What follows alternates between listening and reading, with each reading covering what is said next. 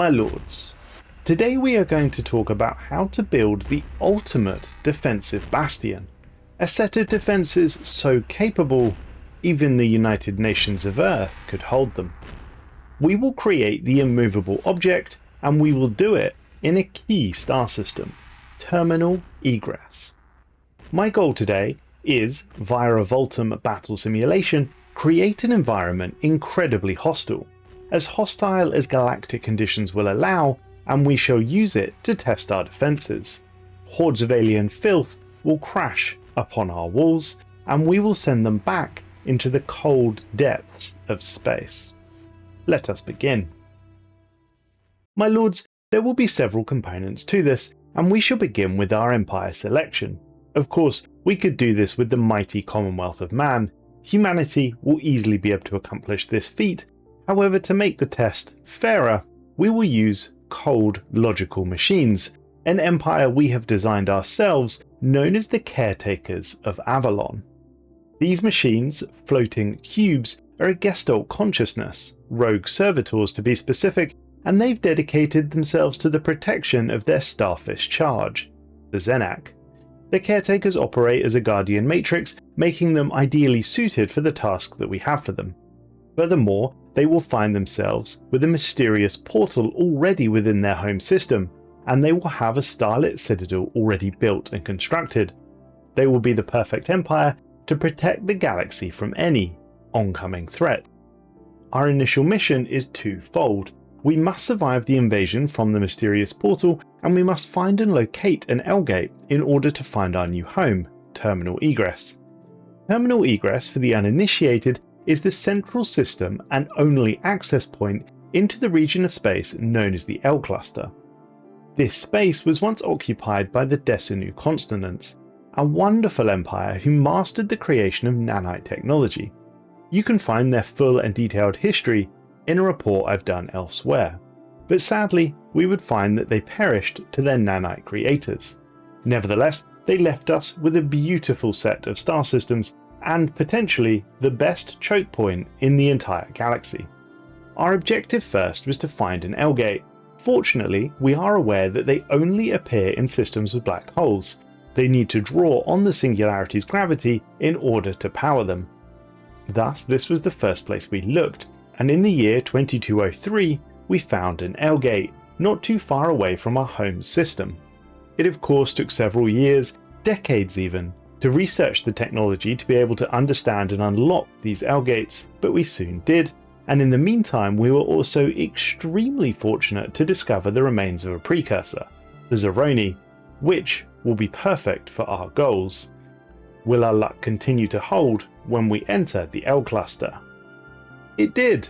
We entered the L Cluster to find it empty of all life, another perfect result for us. Now the real work can begin. We will create the largest defensive force the galaxy has ever seen. None will stand before us. We will jump ahead several years now, and we are ready to begin our project. We have constructed several ring worlds throughout the cluster with which to house our population, but indeed the fleeing galactic population should they choose to be pampered by our machines. But what you're interested in is defensive bastions, so let's start with the starbase. This is of course going to be a citadel equipped with 6 ancient ramparts. The ancient ramparts are a special defensive module that you can build on starbases instead of gun, missile or hangar bays. The reason to pick these is that not only do they buff overall starbase effectiveness, increasing starbase hull points and armor by 15% each, therefore 6 increases hull and armor of the starbase by 90%, they also have an effect to increase defensive platforms' hull and damage by 5% apiece, giving us a total of 30%. But its really key modifier comes in the form of +2 defensive platforms, because more defensive platforms means more guns, and we need a lot of guns. Now let's look at traditions. Fortification will be a key tradition here for several reasons. Firstly, defensive zeal adds 33% starbase hull and damage, as well as 33% defensive platform hull and damage. Glorious. Other effects will increase the time to upgrade, reduce upkeep, increase fire rate when inside friendly borders, and it will increase the amount of defense platforms we can have per installation. This so far will put our starbase hull at a whopping increase of 123%. But of course we can go even higher. To display weakness is to invite attack. The price of invading our space must be so high, as few as possible are prepared to meet it.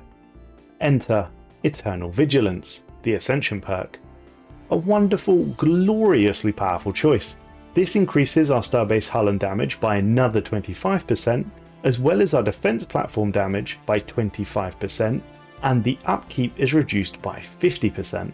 If that's not enough, we also get a platform cap increase by a flat +5 and a 20% home system fire rate. And furthermore, extremely importantly, we get to build another deep space citadel, but we'll come onto those later. This really is a very powerful Ascension perk. But we need to increase our defensive platform capacity even more, and there's a number of ways that we can do this. At base, an outpost has 3. Each upgrade gives us another +3, meaning by the time we get to a citadel, we can get a base of 15. The fortification tradition increases our defensive platforms by 50%. If we add the defense grid supercomputer module, we get 8 more.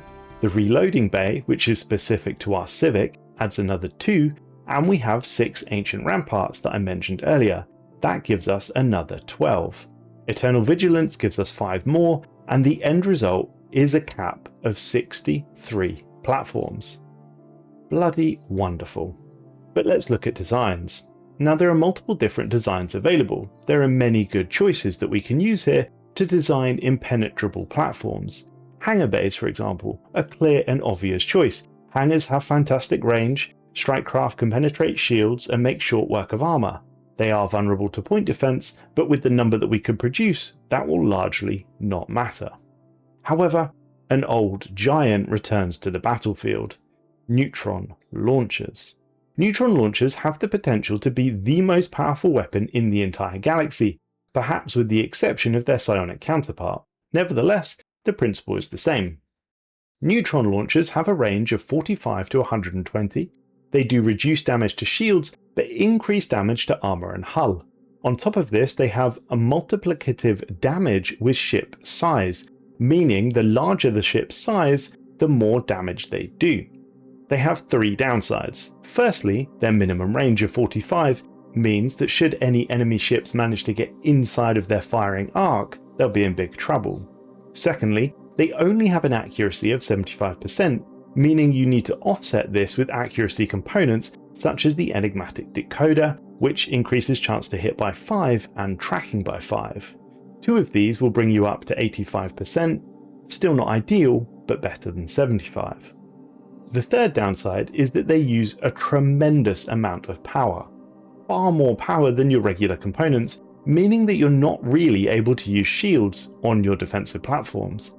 However, offense is of course the best defense, so maybe this is a minor issue.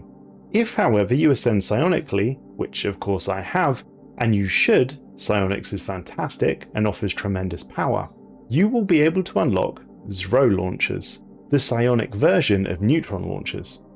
Zro launchers are even better. They offer shield and armor penetration on top of the regular features of neutrons, and they do about 2.5 times increased damage.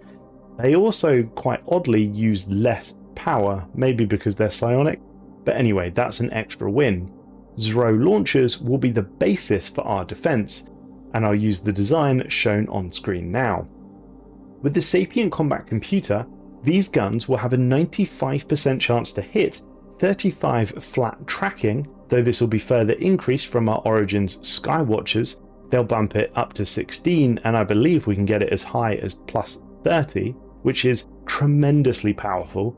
It's not really the focus of this report, but very briefly, tracking counters evasion. So for example, if a Corvette has 90% evasion, the 51 tracking our Zro launchers will have reduce that down to 39%, meaning we have a 95% chance to hit, and then the Corvette has a 39% chance of evading that hit.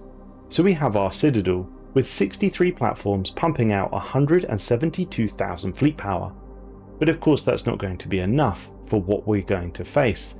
we need some deep space citadels. Now, regular empires, after they unlock the deep space citadel technology, can build 2 deep space citadels per system, which is a perfectly reasonable cap as these are brutally powerful. However, those who take the Eternal Vigilance Ascension perk, as we did earlier, get to build 1 more per system, taking you up to 3, and because we have the Starlit Citadel Origin, well, we get to build another, bringing it up to a frankly broken 4 per system. So let's get them built.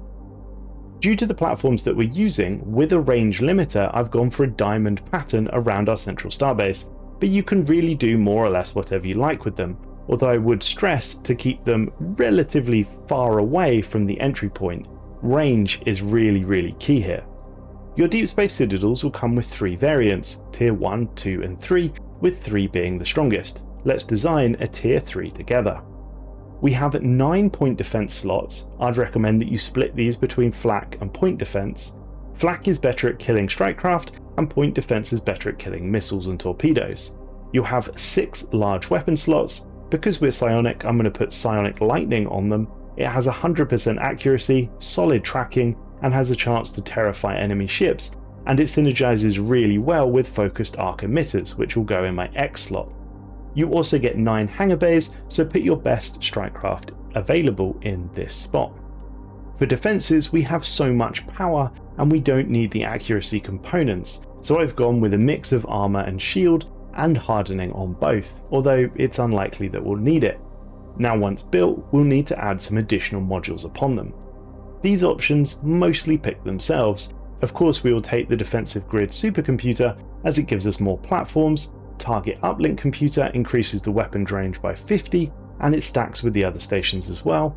Reloading bay gives us an extra 2 more platforms and increases ship fire rate by 25%. And finally we'll throw on the Archaeotech Ancient Shield Overcharger.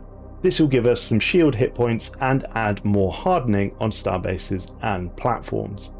What's more, we can add 45 more platforms onto each of these deep space citadels.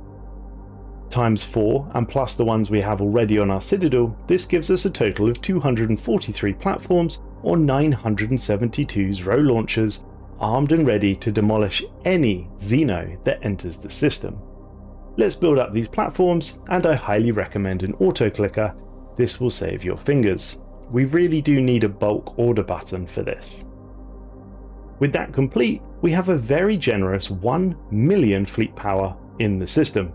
With some change, I note, and I stress as well, 0 repeatable technologies at this point. Can we go higher? Of course we can. First we need a planet in the terminal Egress system. Now sadly, because in this simulation we got grey, which by all means I love grey, but it means that you don't get any planets. If you roll Desanu or the Grey Tempest, you'll get the technology to terraform nanite worlds into livable worlds. Since this is merely a simulation, we'll just use some Shroud magic and terraform just one of the nanite worlds into a Gaia world. Why do we need the planet? Well, because we can get more platforms by putting a ring on it.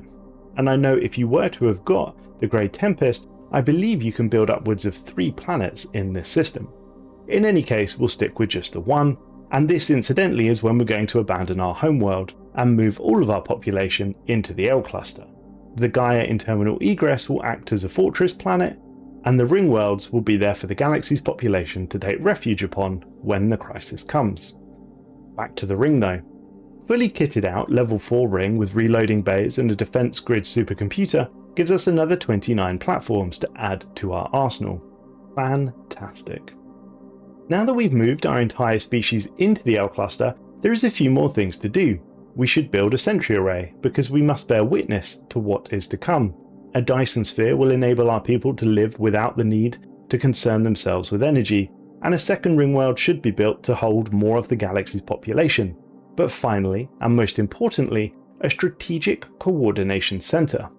At maximum rank, this will add another 12 defensive platforms to each of our installations. In total, that gives us 63 platforms for each deep space citadel, equaling 252, 81 from the starbase, and another 47 from the planet's ring, giving us a total of 380 platforms, or 1,520 Zro launchers. Now my lords, let's watch the years tick by, and I know we could take this number further if we wanted to. I am very aware that there is a specialist vassal type, the Bulwark. The Bulwark provides additional defensive platforms which increases per level, but ultimately I believe our current setup is going to be enough, and I've got an extra trick up my sleeve if we need any additional damage. We need to test the defences we built, and since it's a while before the crisis will appear and we don't have any repeatables at this point anyway, perhaps insulting the Fallen Empire will be a good thing to do. And luckily for us, there are two, so we can insult them both. Let's call them the slack-jawed knuckle-dragging sons of Xenos that they are, and see if we can bait their fleets onto our glorious Bastion. Indeed, that worked a treat. A couple of insults to entice the Fallen Empire into a war, and you can see how quickly they get deleted. We need the crisis to come now, so I'm going to fast forward until the crisis has appeared. Well my lords, you rejoin us in 2302, and I note by this point I've managed to acquire a psionic aura, the aura of desire no less. This gives us a number of marvellous additional modifiers, such as enemy ship hull and armour reductions, as well as increases to my own ship's hull and armour. We need some bigger fish to fight. I want to actually test my defences after all, so I've spawned in the Unbidden on a 25x setting. At a casual 24 million fleet strength, hopefully this will be able to test our defences. Amusingly, the fact that they have access to the Starlit Citadel portal network means that they are spreading across the galaxy remarkably quickly. Within several more years the Aberrant would come as well, all the while we sit waiting for them to attempt to break our bastions. It was 2311 when the first wave of Unbidden would crash against our guns, a casual 3 million fleet power before several more waves would crash into us as well. Sadly, we did lose a Citadel, but we managed to hold the line. Clearly we needed some more firepower, and I'll repeat, at this point we had 0 repeatables, so I think we should give ourselves some. Bumping us up to 10 feels quite reasonable, as I suspect that this will give us the firepower we need, though in reality if you are facing a 25x all crisis, it's very feasible you'd have closer to 50 when the time came. I think 10 is very reasonable. In any case, it seems watching them crash against our defences, 10 was more than enough to prevent anything from hurting us. So we needed an ultimate test of strength. Well, a class 4 behemoth perhaps, the strongest creature in the galaxy, and this one weighs in at approximately 113.8 million fleet power. Let's see what happens. Instant deletion. It seems that the size really hurts the behemoth when it comes to fighting Zro launchers, so 1 wasn't enough. What about 6? In fact, let's make it 10. A casual 1 billion fleet power against my defences. And I stress at this point, we still only have 10 repeatables. Let's send the 10 in to attack us. Oh, I must admit I was slightly concerned there, my lord. To see multiple behemoths slowly moving towards your defences when their fleet power is over 100 million, it's quite concerning. We almost bit off more than we could chew, but still we won. Thus I present to you, my lords, the ultimate Bastion system in Stellaris. One final note, however, though we didn't end up needing to use it, the Zeroni Stormcaster could have been used to great effect. It will block all sensors, completely nullify armour, and reduce ship speed and fire rate. A wonderful piece of technology that we simply didn't even need.